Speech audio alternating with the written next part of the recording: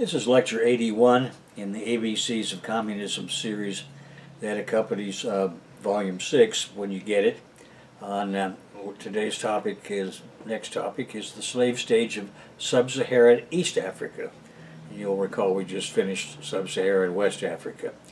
And we'll begin with a quick resume of what had gone before tribal agriculture, beginning with the human-like apes. Ardipithecus is a genus of an extinct man-like apes that lived during the late Miocene and early Pliocene in the Afar Depression of Ethiopia. It is one of the earliest ancestors of humans that diverged from the chimpanzees. Two fossil species are described in the literature. First to emerge from chimps was Ardipithecus cadava, dated to the late Miocene 5.6 million years ago. And naturally, these early human ancestors were chimpanzee-like in behavior. Evolving from A. cadava was A. ramidus in the early Pliocene 4.4 million years ago. Its date is based on its stratigraphic position between two volcanic strata, the Basal Gala Tuff Complex, GATC, and the Dam Attu Basaltic Tuff, DABT. The name Ardipithecus ramidus is from the Afar language, which in Ardi means ground floor, and Ramid means, R-A-M-I-D, means root. The Pithecus portion is from the Greek word for ape. The genus Ardipithecus had a grasping hallux or big toe originating from selection for arboreal locomotion in the trees. Simultaneously, some skeletal characteristics reflect bipedal ground locomotion and reduced canine teeth. In 1992 to 1993, Tim White and his associates discovered the first Ardipithecus ramidus fossils. These were 17 fragments including skull, mandible, teeth, and arm bones in the Afar Depression of the Middle Awash River Valley of Ethiopia. In 1994, more fragments were recovered amounting to 45% of the total skeleton. This fossil was originally described as a species of Australopithecus. White and his colleagues later renamed the fossil with the new genus name of Ardipithecus. Between 1999 and 2003, a multidisciplinary team led by Salishi Simwa discovered bones and teeth of 9 A. ramidus individuals as Duma in the Gona western margin of Ethiopia's Afar region. These fossils date 4.45 to 4.35 million years ago. Salishi Simwa is the principal investigator of the Gona project, as currently a research scientist with Consorcio in Burgos, Spain, that is CENIEH, Consorcio Cine in Burgos, Spain. The ape-like humans. Lucy is the common name of AL288-1, several hundred pieces of bone fossils representing 40% of the skeleton of a female Homo australopithecus afarensis. Lucy acquired her name from the beetle song Lucy in the Sky with Diamonds, popular in the expedition camp during the excavation team's work on the recovery site. In Ethiopia, the fossil assembly is named Dinkinesh, you are marvelous, in the Amharic language. In 1974, Lucy was recovered near the village Hadar in the Awash Valley of the Afar Triangle in Ethiopia. Donald Johanson led the team of Cleveland investigators. In 2013, the fossils were returned to Ethiopia. The Lucy specimen is an early Homo australopithecus dated by potassium argon to 3.2 million years ago. She has a cubic centimeter cranial capacity of 375 to 500 and exhibits the ability to walk upright bipedally. Lucy was also tree-dwelling. Lucy had the conical rib cage found in today's great apes, the chimpanzee and gorilla. This allows room for a large stomach and indicates the longer intestine needed for digesting voluminous plant matter. Fully 60% of the blood supply of great apes is used in the digestion process. This would have impeded the development of brain function, limited thereby to using about 10% of the circulation. Furthermore, the heavier musculature of the jaws, whose muscles operate the intensive masticator process for chewing plant material, would limit development of the brain case of the skull. By 2.4 million BP, these chewing muscles weakened because the Miocene gene MYH16, a two-base pair, was lost. An omnivorous diet had emerged. Clearly, natural selection was working in favor of the increasing brain size needed to use language and culture. At any rate, Lucy died as a mature young adult at about the age of 12. Homo australopithecus afarensis is found between 3.85 and 2.95 million years ago in eastern Africa, by which we mean Ethiopia, Kenya, and Tanzania. This first grade of the genus Homo is known from the sites of Hadar, Ethiopia, where Lucy AL281 and the first family AL333 were recovered. The species is known from Dakika, Ethiopia, skeleton, as well as from the Laetoli fossils that have given us the oldest documented bipedal footprint trails. Similar to chimpanzees, Homo australopithecus afarensis children grew rapidly after birth and reached adulthood earlier than modern humans. This means they had a shorter period of growing up than modern humans. As we have seen, they had both ape and human characteristics with ape-like facial proportions, and a small brain, barely 500 cubic centimeters in cranial capacity. They had long, strong arms with curved fingers adapted for climbing trees, with small, human-like canine teeth, and a body that could regularly stand on two legs and walked upright. The Kaffuan and Oldowan traditions are the earliest known stone tool industries of Homo australopithecus afarensis. Dating as far back as 4 million years ago, these pebble tools mark a milestone in human evolutionary history and are the earliest incontrovertible evidence of cultural behavior. Homo australopithecus is the earliest ancestor of Homo erectus, which itself gave rise to Homo sapiens. First discovered at Olduvai Gorge in Tanzania, Oldowan artifacts have subsequently been recovered from several localities in eastern, central, and southern Africa. In addition, since that original discovery of Oldowan pebble tools, the Kaffuan pebble industrial tradition is pre-Oldowan by 700,000 years and was recovered at Gona, Ethiopia. Oldowan pebble tool technology featured choppers made when stone cores are the main object of flaking technology that removes a part of the surface or cortex of the pebbles. Thus created is a sharpened edge for cutting, chopping, and scraping. Microscopic surface analysis of these flakes struck from cores proves that some of them were used as tools for cutting, planting plants, and butchering animals. The second grade of the genus Homo, that is Homo erectus, is found in the Chilean archaeology that dates in East Africa from 2 million to 200,000 years ago. The Chilean tradition constituted a veritable revolution in Stone Age technology.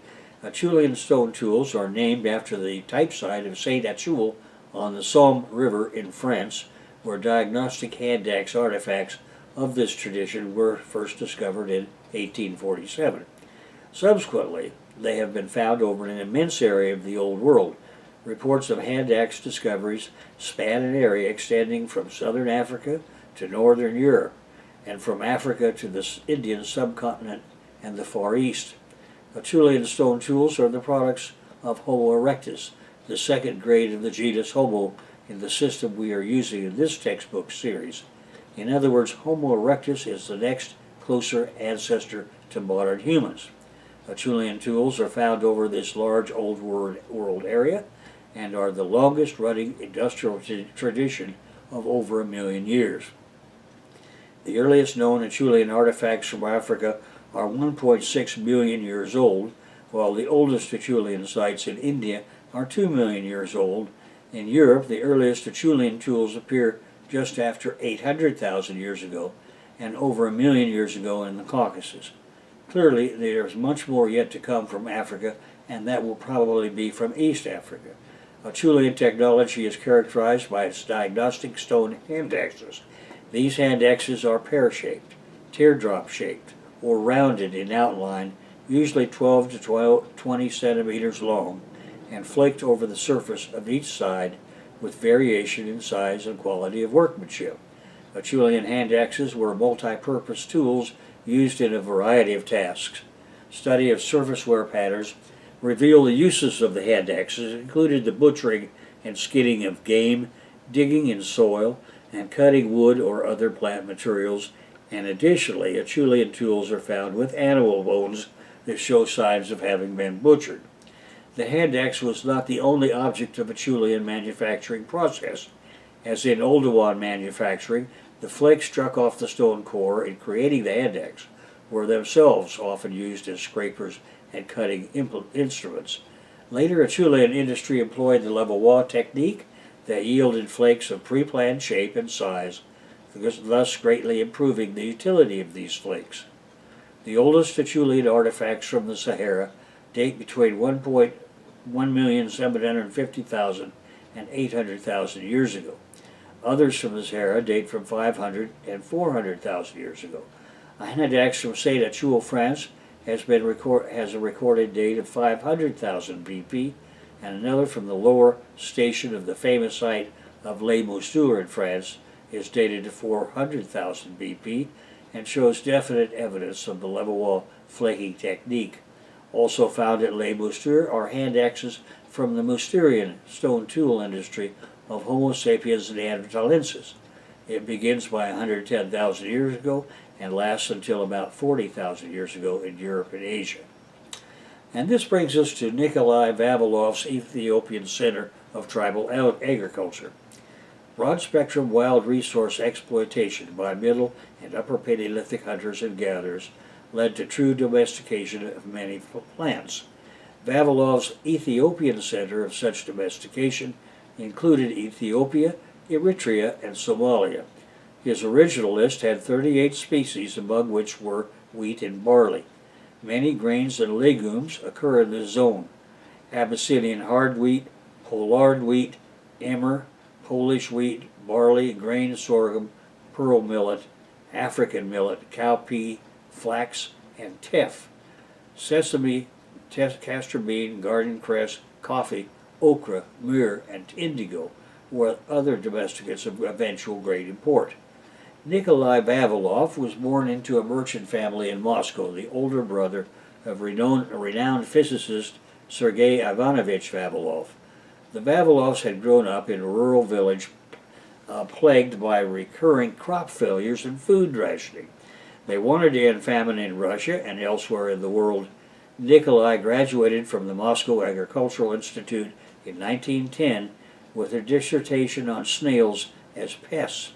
From 1911 to 1912, he worked at the Bureau for Applied Botany and the Bureau of Mycology and Phytopathology. From 1913 to 1914, he traveled in Europe and studied plant immunity with the British biologist William Bateson. Bateson had visited Russia in his study of species variability.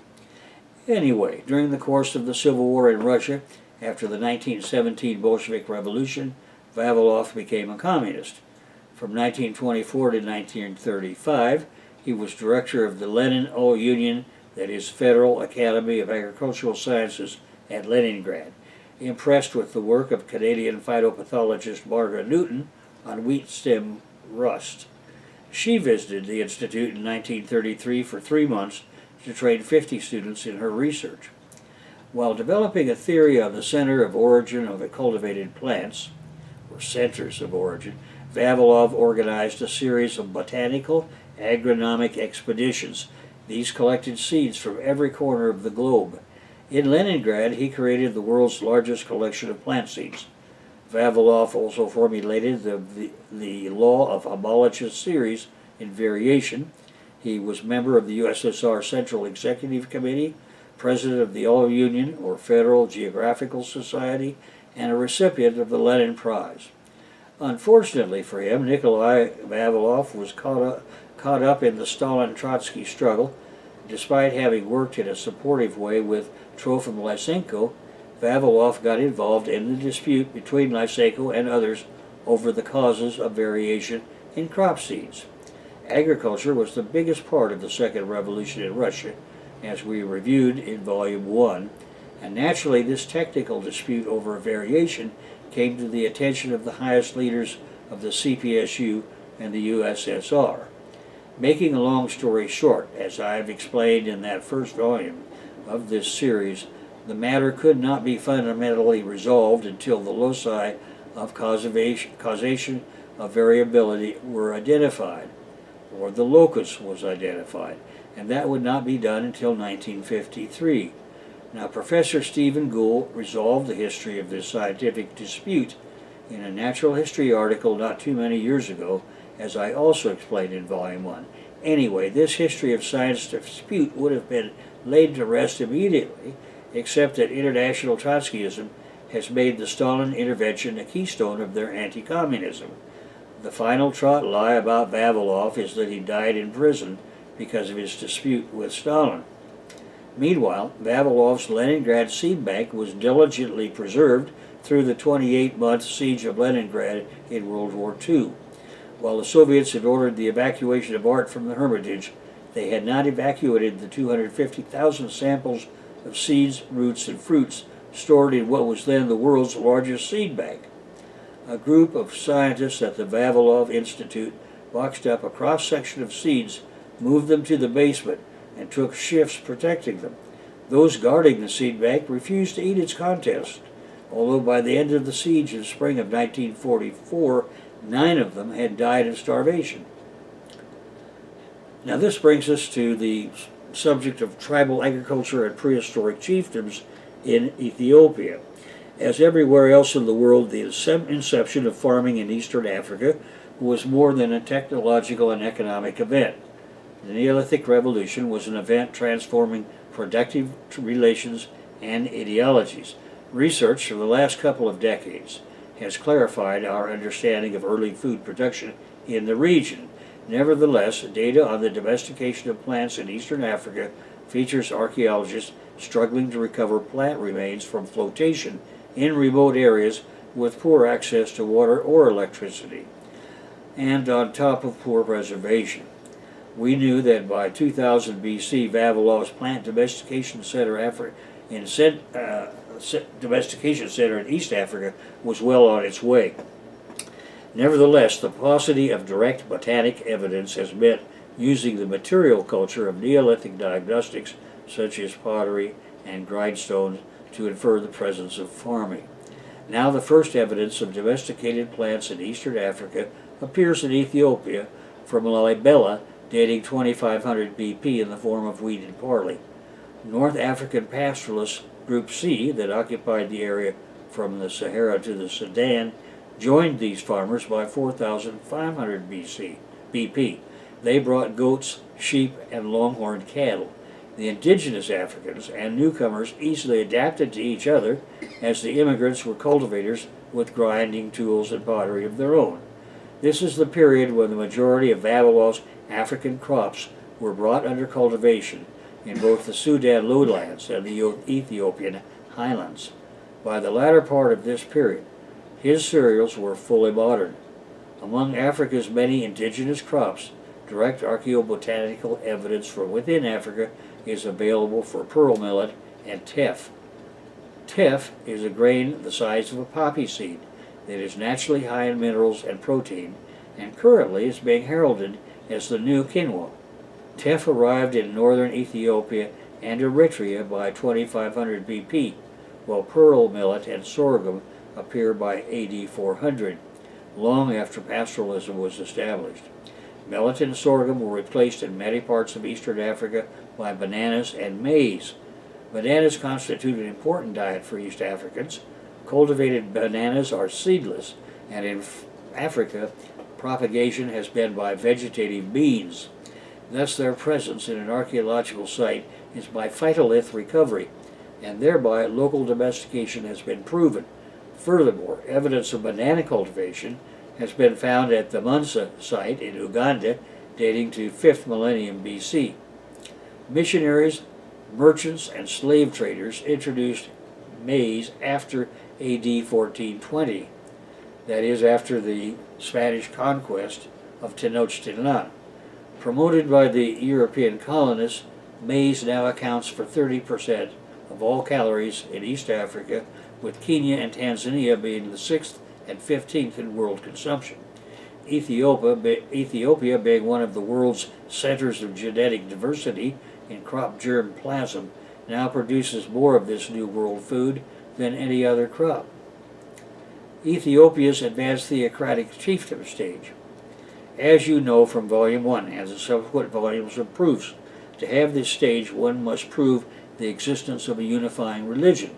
That religion is always part of the prehistoric archaeological record, so at some point in the socio-cultural evolutionary trajectory we will find it, and in our search for that religious epiphany we can use the ethnographic record. For Africa, the ethnology is extensive, and what leaps out to investigators is the sudden appearance of the Bantu religion. For North American readers, it is useful to think of the arrival of the unifying religion, autochthonously or otherwise, as similar in fact to the arrival of Microsoft. Everything changed. Everything. In that case of Bantu religion, the arrival is in the superstructure, that is, in the ideological component of the culture.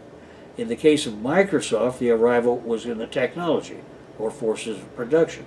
But both are changes in the internal engine of sociocultural evolution, which is in the tripart entity we call culture, so it is an internal change as required by dialectics. Food production in its various forms laid the foundation for social transformation that shaped the development of complex societies in different parts of the world. Similarly to the East African pastoral Neolithic, there is very sparse, direct botanic information on agriculture from later sites in eastern Africa, although the strongest evidence appears later with more settled farmers and associated material signatures. The Darylane site, dated to around 1,185 years ago in the Kenyan Rift Valley, is one of the few Iron Age sites where direct botanic evidence in the form of finger millet was found. Bantu ceramics, iron smelting, yam, cereal cultivation, and domestic livestock herding by people speaking Proto-Bantu languages happened in this early African Iron Age. Agriculture and herding spread across Central Africa by Bantu speakers, and these Bantu speakers originated from Cameroon and Niger about 4,000 years ago, bringing the domesticated pearl millet. Archaeologists search for the prehistoric Bantu speakers' diagnostics, such as dimple-based pots, uriwi ware, a sedentary village life, and metalworking. D.W. Phillipson named this material culture the Chifumbazi complex. Early Iron Age sites with Chifumbazi complex characteristics have been identified across a wide area from the eastern to southern Africa. Variations in the ceramics of the Chifumbazi complex include quail and channeled wares thought to represent different Bantu subgroups, as well as an elaboration and diversification of the early Iron Age signatures as it spread geographically. However, the culture shock of Bantu arrival came in the form of their unifying religion and hit Africa like Microsoft took the capitalist world. Material manifestations of this religion mark the beginning of the Bantu advanced theocratic chiefdom period. By 2500 BP, Ethiopia and East Africa in general suffered environmental impact from Bantu advanced theocratic chiefdoms. Their use of iron transformed forested landscapes by clearing large tracts of land for cultivation, and felling trees produced the charcoal necessary for smelting the iron ore. Lake Victoria and Tanzania had Syzygium wood preferred for charcoal. Syzygium is a genus of flowering plants, belongs to the myrtle family Myrtaceae.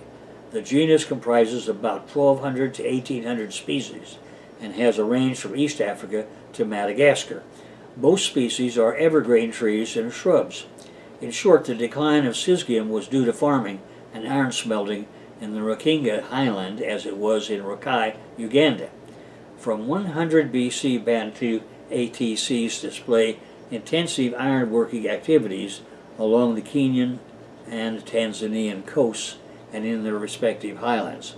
These include areas with Tana ware or triangular incised ware, TIW, on the coast, and sites with Gatangalam pottery in the Pari Mountains and Mount Kilimanjaro in Tanzania and around the Mount Kenya region. These later Iron Age sites of Bantu speakers are dated between the first millennium AD along the Tanzanian coast, from the AD 1000s to the AD 1300s in the highlands. Tana and Kwale wares are found in the town ruins of Manda, Ungawana, and Shanga in the Lamu archipelago. Kenya and Kilwa, Unguja, Uku, and Songa Mora on the Tanzanian coast. They are recorded in the Comoros and Madagascar, where Tana ware appears in association with imported goods. ATC farming took place in these areas before the inception of intensive external trade. Abu Zaid Hassan and Allah Musadi referred to the plants and foods of the East African coast as black, consisting of dura, that is sorghum or people's food, as the staple, as well as sugarcane and the produce of certain trees. In the AD 600s, the ATCs were advancing into class-divided, state-organized coastal towns. Tana ware is common in these towns and in the mud houses that underlie the stone walls. In Unguana, excavations of a large mound just outside the town wall produced in the lowest levels quantities of bones of domestic animals, mostly cattle, but also a few goats and sheep and camel. Equally important is the layout and planning of the early towns, where the cattle kraals were an essential and general feature. The Tia religion is the religion of the advanced theocratic chiefdom stage in East Africa. The Tia stones are part of an archaeological site located in central Ethiopia, in an area known as the Garage Zone.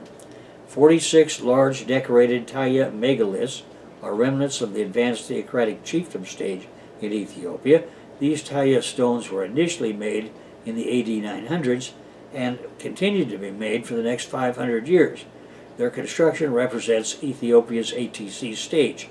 The Tia stelae are large monuments equivalent to Olmec and Shabin ATC stage monumental architecture in the New World.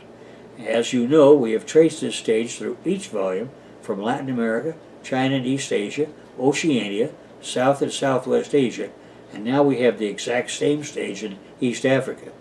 It was Karl Marx and his discovery that the transition from primitive communism to the servitude epoch had to have happened in the chiefdom stages, and that discovery propelled my own life of archaeological research. The pillar sites contain large stelae monuments of three types: anthropomorphic, phallic, and non-anthropomorphic, non-phallic. Anthropomorphic stelae are those which are given a human form. Phallic stelae are tall, thin shafts, and the final stelae are flat monuments that take on neither anthropomorphic nor phallic form, yet still take on the same basic form as the other megaliths. Each of these types of stelae is prominent within the 9 sites of the Garage Zone. Additionally, most of the stelae of the Garage Zone contain elaborate decorations, including symbols that resemble plants, swords, and human figures standing akimbo, with their hands on their hips and elbows turned out. The monoliths at Taya are taller than the stelae found elsewhere in the zone, with the tallest reaching over 16 feet high. 32 of the Taya stelae bear decorative symbols. In April 1935, one of the Taya stones, engraved with a sword symbol, was discovered during a German expedition. Local residents refer to the stelae as Yegrandinge, or Grand Stone. In addition to the stelae at Taya, there have been other finds of archaeological significance. During excavations, several tombs have been found.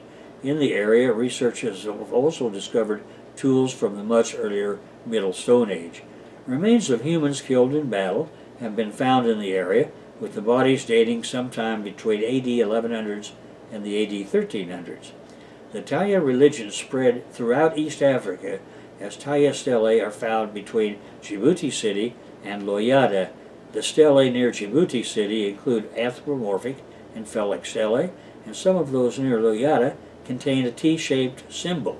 Some of these stelae also contain the symbols found on the Taya stelae. When the Bantu people arrived in Ethiopia, they adopted the Taya religion. The common characteristics of the Bantu people is a linguistic one. Their social and political structures are different. Their speakers expanded to the south and west of the African continent some 4,000 years ago, coming from the highlands of Cameroon. The Bantu people from the Savannah territories were tribal agriculturalists and herders.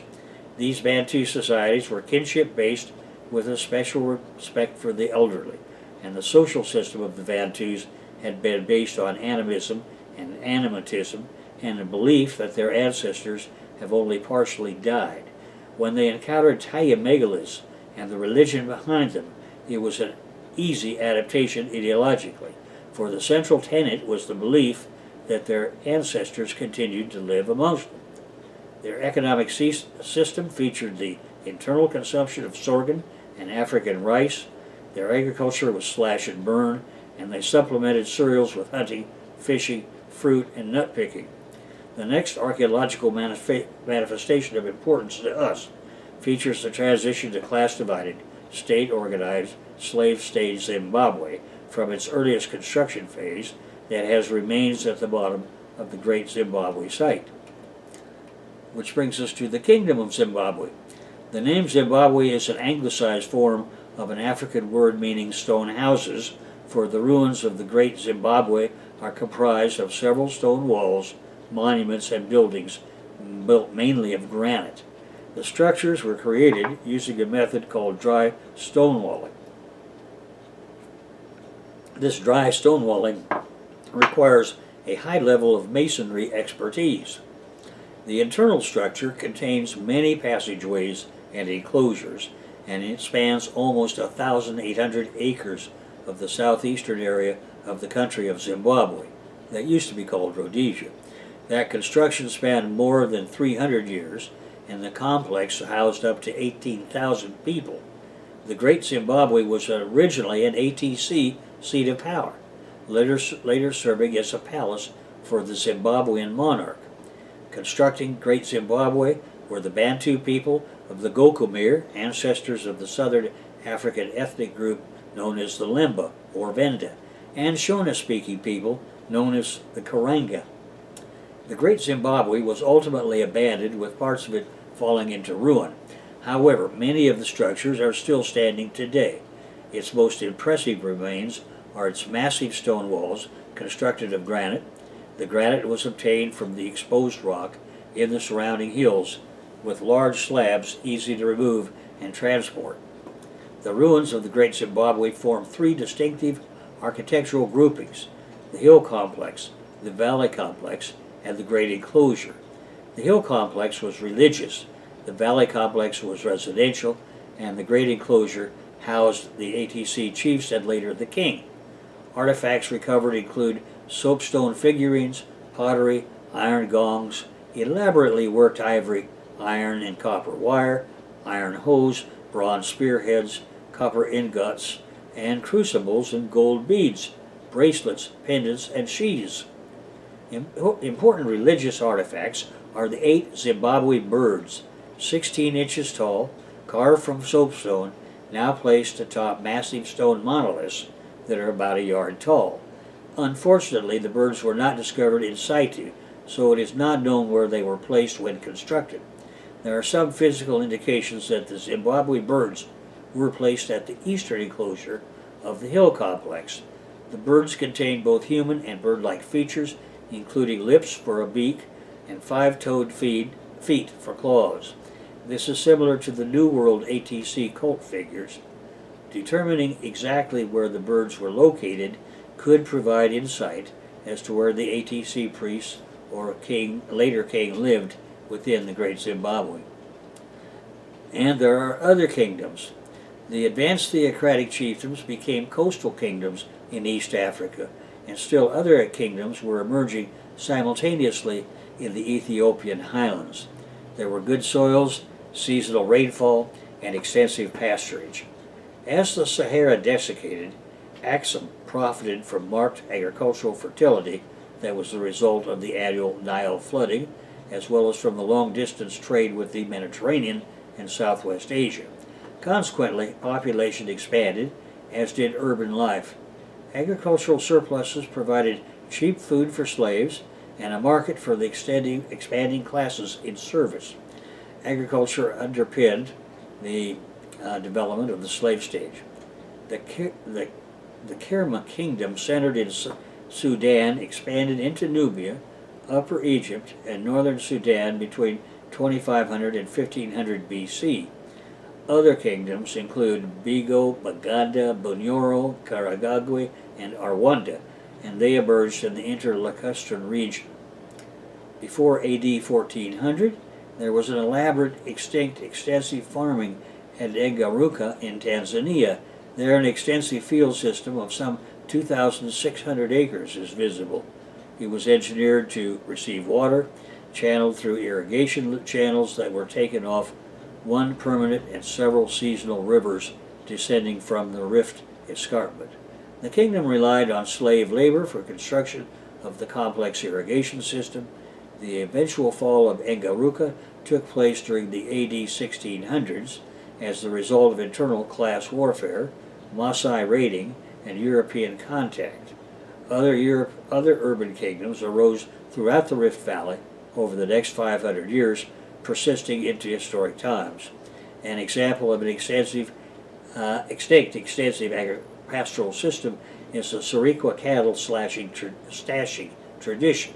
This system of corralling cattle is found across Kenya's western highlands between Mount Elgin and southeastward as far as Nakuru, from the AD 1100s to AD 1400s.